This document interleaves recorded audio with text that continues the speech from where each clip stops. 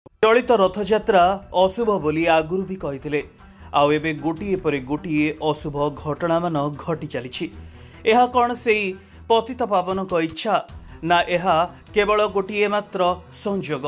प्रभु बलभद्र पहंडी बेले घटी अघटन रथर ओह्लैवा बेले खसीगले बड़ ठाकुर 5 सेवायत एथिरे आहत होती।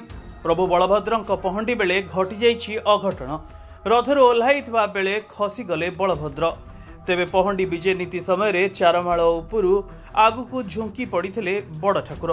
सेवायत गोड़ खसी बड़ ठाकुर खसी जाइथिबा जहा चित्ररू देखा मिली, जो 5 जन सेवायत आहत होती। आहत सेवायत को मेडिकल रे भर्ती करा जाइछि। तेबे आज चतुर्धा मूर्ति आड़प मंडप विजय होउछि। चक्रराज सुदर्शन परे प्रभु बलभद्र आड़प विजय हेउथिले। तेबे जो समय घटीथिला एभली एक अघटन।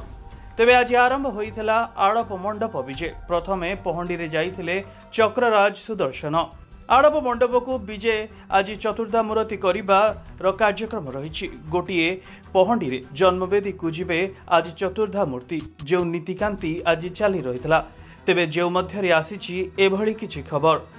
रथ उपरे नीतिकांति परे आड़प मंडप को विजय करुछंती आज चतुर्धा मूर्ति। गोटी पहंडी रे चतुर्धा विग्रह आज विजय करिबा नीति रही।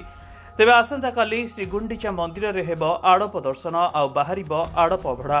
काली ठारू भक्त पाइबे आड़प अभड़ा। शरदाबाली रे रथारूढ़ ठाकुर को देखि भक्ति भाव रे गदगद होई पड़िछंती श्रद्धालु माने।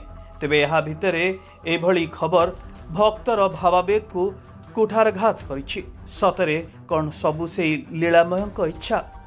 तेबे ताहा किए बा कहब? Bureau report, Pradeep TV.